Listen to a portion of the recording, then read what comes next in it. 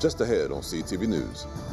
It's day 4 as the county executive continues her listening tour around the county. There are a lot of opportunities to grow our restaurant industry, our entertainment industry here in Bowie. And the debate continues over data centers. Plus, NASA announces a local center is closing next month. These stories and more on CTV News, starting now.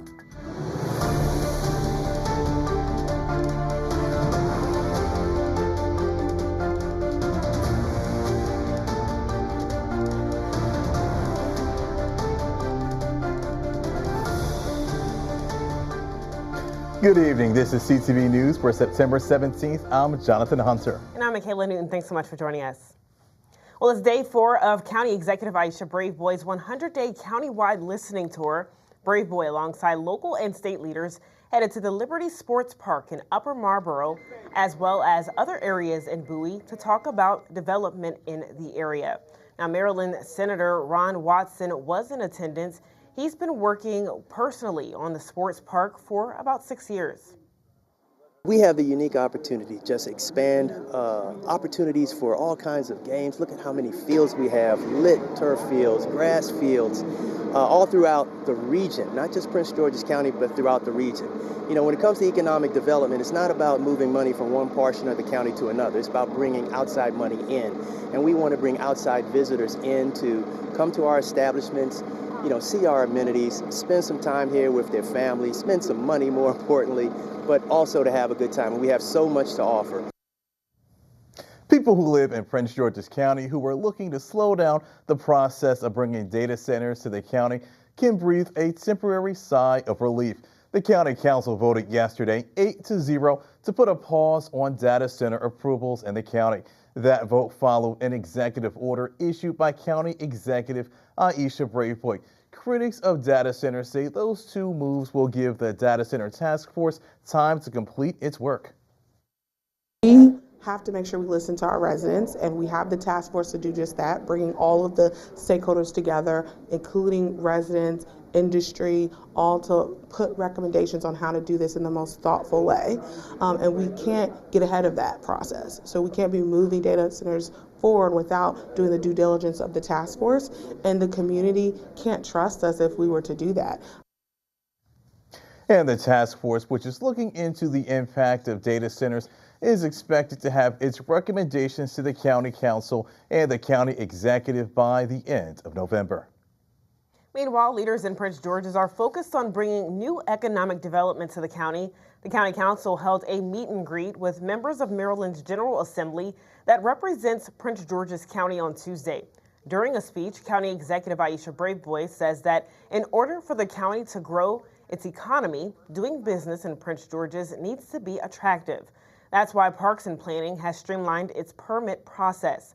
But exactly what type of economic development does the county executive want to see in Prince George's? She had this to say. Take a listen. I think a mixed-use community that provides quality housing along with retail, restaurants, and job centers. I think that's what is needed here in Prince George's County. That's what we're pushing for at all of our major centers where we have opportunities like Six Flags site. I mean, we look at that as an opportunity for the international destination area. We also have the Commander site, which sits between two metro centers. So there's a real opportunity right there on 200 acres to build and develop a commercial site. And with Six Flags closing and the Commanders expecting to move back to D.C., Prince George's will need to decide soon how to utilize those spaces. A local union is pushing back against the federal government's attempt to close down a popular NASA visiting center in Prince George's County. Gesta IFPTE Local 29 is a union representing federal scientists, engineers, and technicians at NASA's Goddard Space Flight Center in Greenbelt. NASA is set to close its doors to its Goddard Visitor Center in Greenbelt on October 1st. The union is asking supporters to sign a petition and asking NASA Interim Administrator Sean Duffy to not close the facility. So far, the petition has more than 2,500 signatures. And to sign the petition, you can visit the website on your screen. The Goddard Visitor Center welcomes about 33,000 guests each year. And Johns Hopkins and United Healthcare have ended their contract negotiations, which means thousands of patients who use Johns Hopkins continue to not have coverage. The contract between the two sides ended on August 24th. For nearly 8 months, United Healthcare and Johns Hopkins Medicine were negotiating, but the negotiations have stopped, putting thousands of patients in limbo. The Maryland Insurance Administration released a statement expressing their frustration on the matter. They are working to make sure the people affected will be able to access care. Well, House Republicans released a 7-week stopgap measure to avoid a government shutdown, but they opted not to negotiate with legislation with Democrats. Democrats may be needed to help pass the bill in the House, and they're definitely needed in the Senate to clear the 60-vote filibuster. They've been pushing Republicans to tackle health care, including extending Affordable Care Act tax credits set to expire at the end of the year, and accusing the GOP of risking a government shutdown. The stopgap plan also sets aside $30 million to boost security for members of Congress. Speaker Mike Johnson says he expects a vote before Friday ahead of Congress leaving for the Rosh Hashanah break. And you're watching CTV News. I'm Michaela Newton. And I'm Jonathan Hunter. Still to come, the federal government has canceled over 60 different grants at the University of Maryland. That's right. After the break, find out why and what the university's president had to say. Stay with us.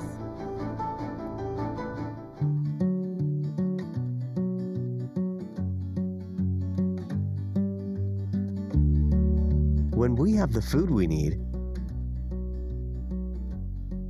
we are at our best. We push further. We rise higher. We unlock our full potential.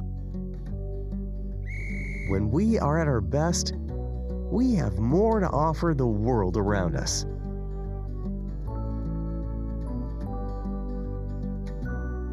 When we have the food we need, we make our communities stronger. Together, we can help everyone get the food they need to thrive. Join the movement to end hunger at feedingamerica.org/actnow. Meet the scan, a simple procedure whose mission is to detect lung cancer early.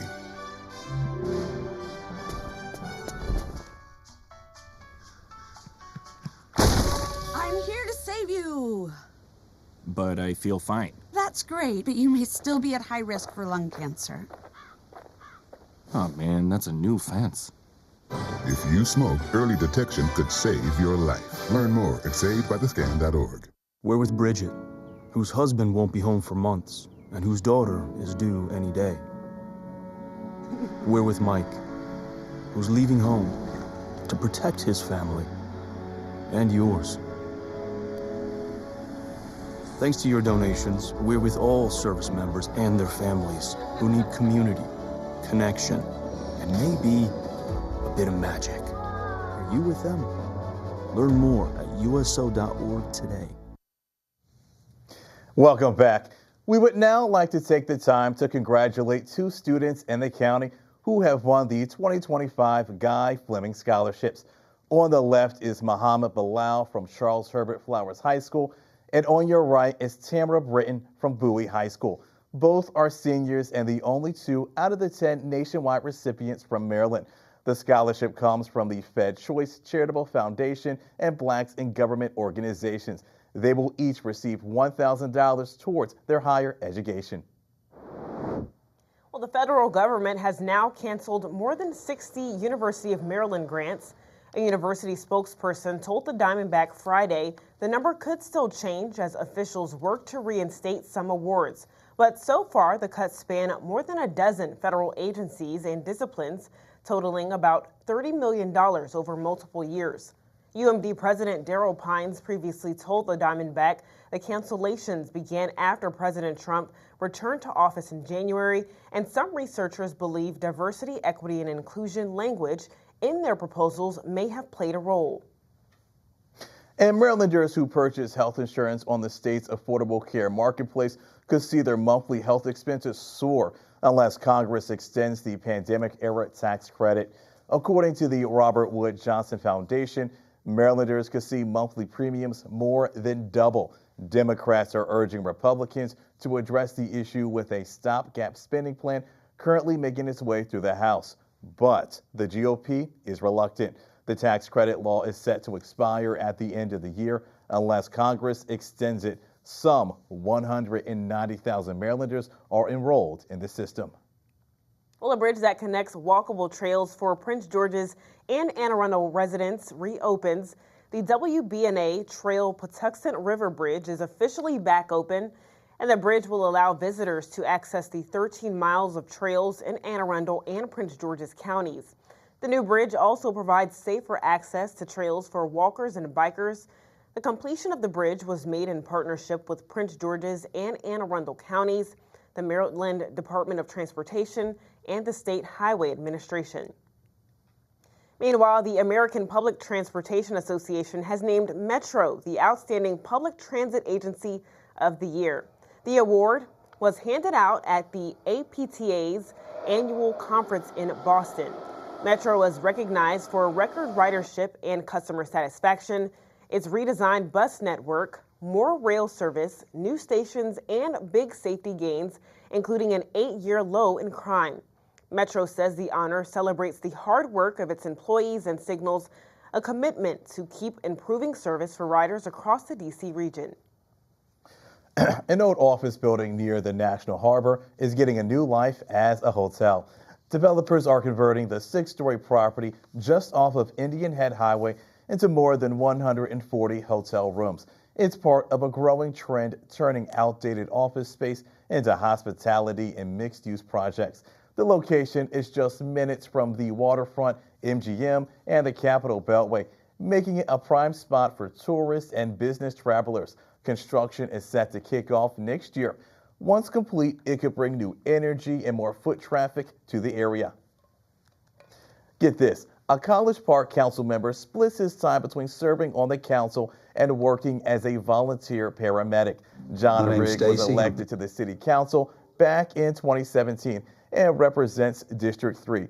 He also volunteers with Calvert Advanced Life Support and ambulance service. Rigg says his extensive experience as a paramedic helped him while serving the public. For example, some on the council were talking about putting up speed bumps in an area that was known for speeding.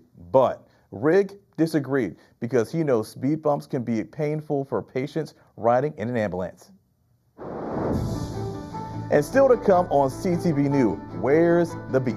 That's right, it's National Burger Week, and the Harbor is bringing a cool new way to celebrate. It's the National Harbor's Burger Week, and coming up, I'm going to share how restaurants are serving up this goodness for a good cause. My name's Stacy, I'm 57, and I was adopted in 2020. We were adopted in 2019. And we were adopted in 2021. We had a house, and it sounds crazy, but it wasn't a home. The one thing that Jake and Emma brought is it became a home. When I met Dakota, he had just turned 14. You weren't there for the first this and the first that. I missed the first words, but we got a lot of other firsts. Watching her say, oh my God, I cannot believe I got my license. And she's like, I passed. And I'm like, girl. See them grow. It is. They chose to love us. They didn't have to. They chose us. Family. You and you. Kids in the middle. What I thought was a complete life was nowhere near complete, but it is now. Learn about adopting a teen from foster care. You can't imagine the reward. Visit adoptuskids.org. Got one of these hanging on the wall? You're qualified. One of these? You're qualified too. Love a good checklist? Qualified. Qualified. Qualified. Yep, qualified. Because if you know how to put up anything in your home, you're qualified to save lives by installing free smoke alarms in your community. Go to soundthealarm.org to find a volunteer event near you.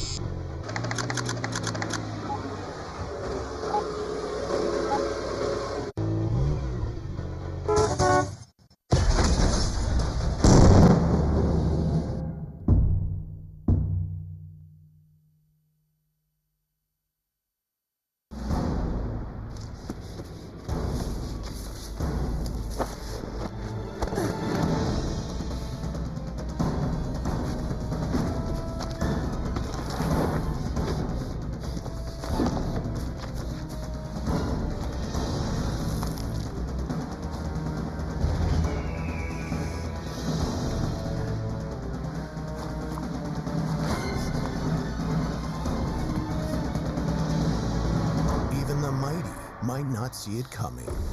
It's prediabetes, and it captures 1 in 3 adults. You may not even know you have it, but you can escape. Take the 1-minute prediabetes risk test to know where you stand. With early diagnosis, you can change the outcome and prevent or delay type 2 diabetes. Be your own hero on smartphones everywhere at doihaveprediabetes.org. Welcome back. Now, this is a story I've been waiting for. This week is National Harbor's Burger Week. That's right, and CTV's Anaya Falcon went on to one of the 12 restaurants selling burgers at a discount this week for a good cause. The grills are sizzling and the yummy smell of fresh burgers are filling the air. It's National Harbor's Burger Week, and one of the 12 participating restaurants is Crimson Coward, primarily a chicken joint, but for a good cause, getting into the burger game. Yes, we are masters at cooking burgers, chicken burgers, but what's stopping us from cooking snatch burgers? Might as well, it's a new journey, we're doing it. $1 of every specialty burger sold goes to Alzheimer's Association.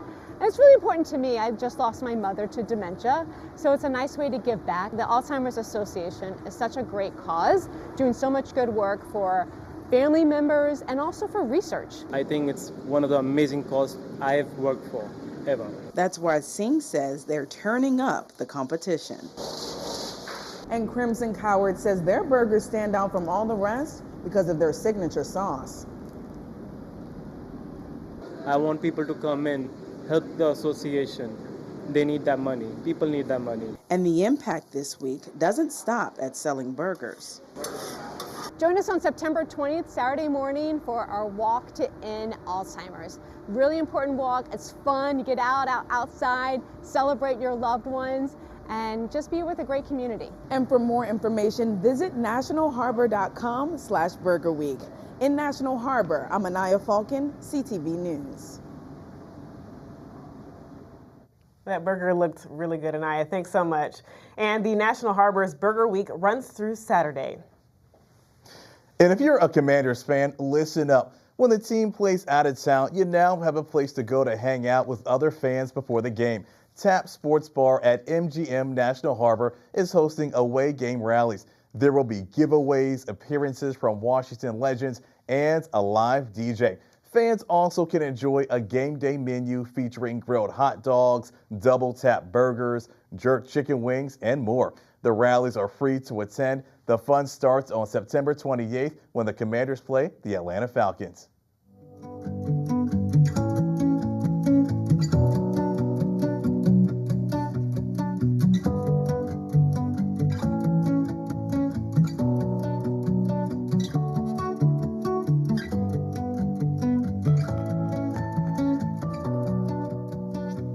It's time to let the cat out of the bag because our pet of the week is simply out of this world. Say hello to Luna, a 3-year-old gray domestic short hair who's been brightening up the shelter like a little moonbeam since September 3rd. Luna may start off a bit shy, but with a little patience, her sweet personality is sure to orbit around your heart. She loves quiet spaces and she's ready to shine brighter once she finds her forever home. She can be a little bit on the shy side when you first meet her, but after a few minutes she quickly warms up. She loves to be pet, and she's just a cuddly girl. I recommend, just due to her being shy, I recommend older kids. I wouldn't recommend kids under 10 for her. So if you're ready to add some stellar companionship to your life, Luna and her galaxy of furry friends are waiting to land safely in your heart. You can call Animal Services at 301-780-7200. And remember, your next pawsome friend could be just one adoption away. All right, don't move. Simon Bugs has our Wednesday sports page. That's right. What's going on, Simon? Don't go anywhere, sports fans, because I have some football, lacrosse, and basketball news coming your way after the break. Don't move. This is my house. My parents helped build it. Now we don't get wet when it rains. I don't get too hot or too cold inside. And I don't have to worry when the winds blow. This is my house. This is my house. This is my house. This is my house. My house. My house.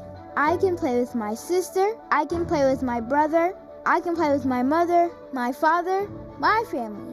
My family. My family. This is my house. This is my house. I can study. I can be safe with my family.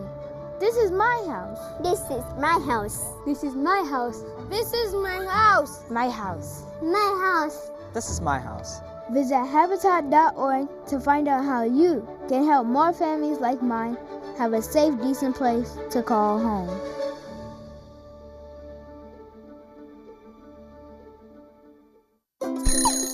Wake up and clear the clutter. Send your old electronics packing. In Maryland, you can e-cycle through many manufacturers or through your county, and usually it's free. Visit mde.maryland.gov/e-cycling to find out how to recycle electronics in your county. mde.maryland.gov/e-cycling.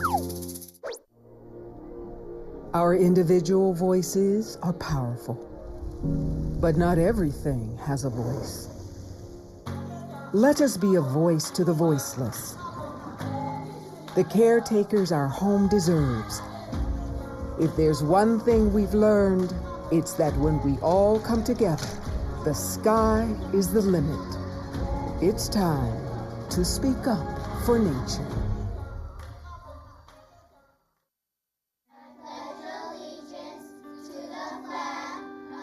We grew up together. We believed in something bigger than ourselves. The military took me to one side of the world and her to the other. And even though she was always the strong one, when we caught up years later, I found out she had fallen on some hard times. It was her call to make, but doing it together made all the difference. When I see homeless vets on my route, I always think to myself, we both swore an oath to protect our way of life, to protect our community. With VA's hotline for homeless vets, I can get them connected with help to get them back on their feet again. VA's round-the-clock hotline can put veterans who are homeless in touch with the resources and support they earned through their military service. You have the power to help a veteran facing homelessness. Go to va.gov/homeless to print your wallet cards. For veterans who are homeless or on the brink of homelessness, call 877-424-3838.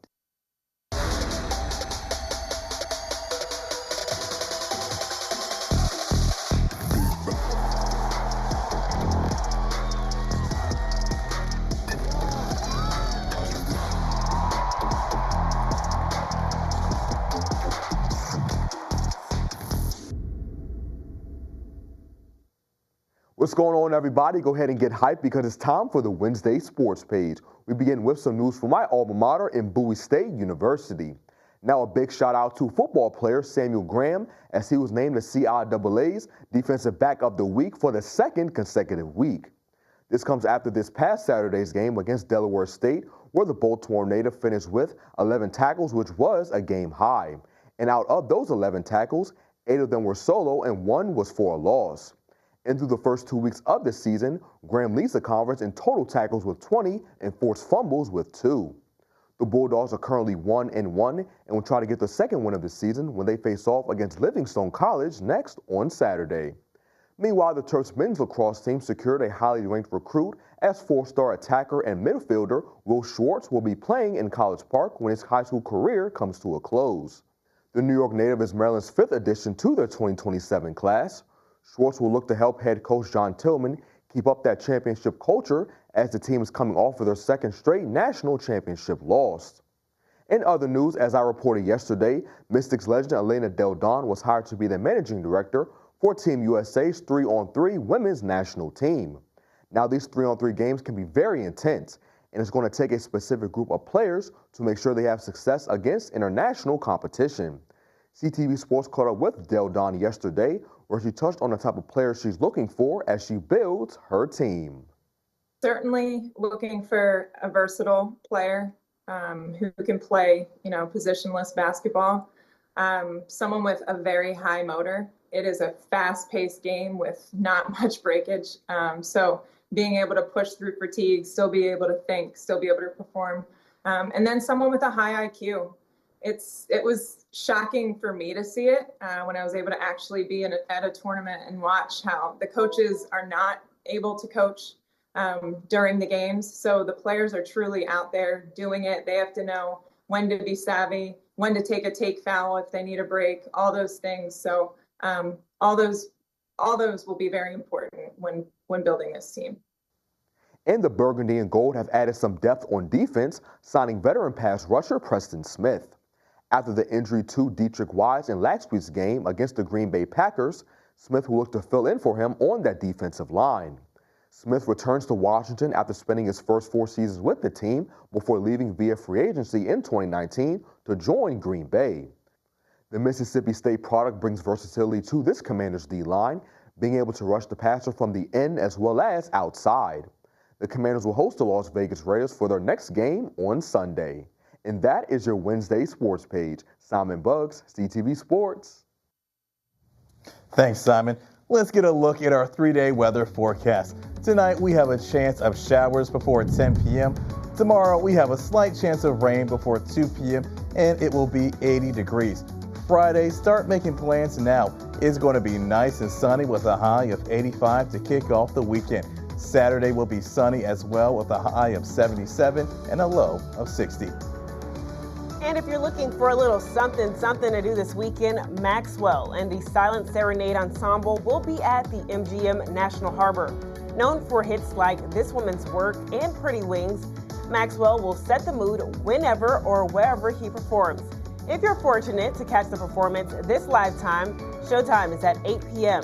For tickets or more information, visit Ticketmaster.com. And that wraps up CTV News for now. Thanks so much for joining us. We're going to see you again. Have a great night, everyone.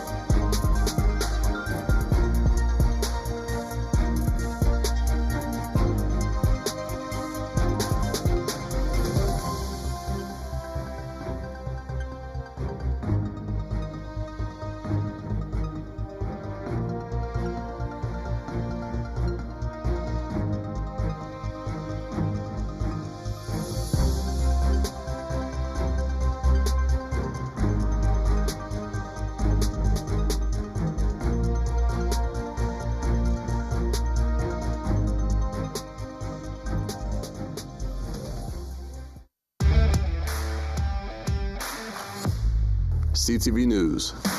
I sat down with the interim superintendent to talk about what students and parents can expect this school year. As students prepare to head back to school, County Police are looking to fill an important safety position. We have a lot of people fired up about supporting our children. All 9 sororities and fraternities that make up the Divine Nine are coming together to donate for Prince George's County students. PGCPS is rolling out their new bus tracker app that shows how students are getting to and from school. People really want to be here. They know the great things that we're doing here. These are kids that are literally going to change our world. Yeah, we're excited to have 132,000 students coming back into our doors.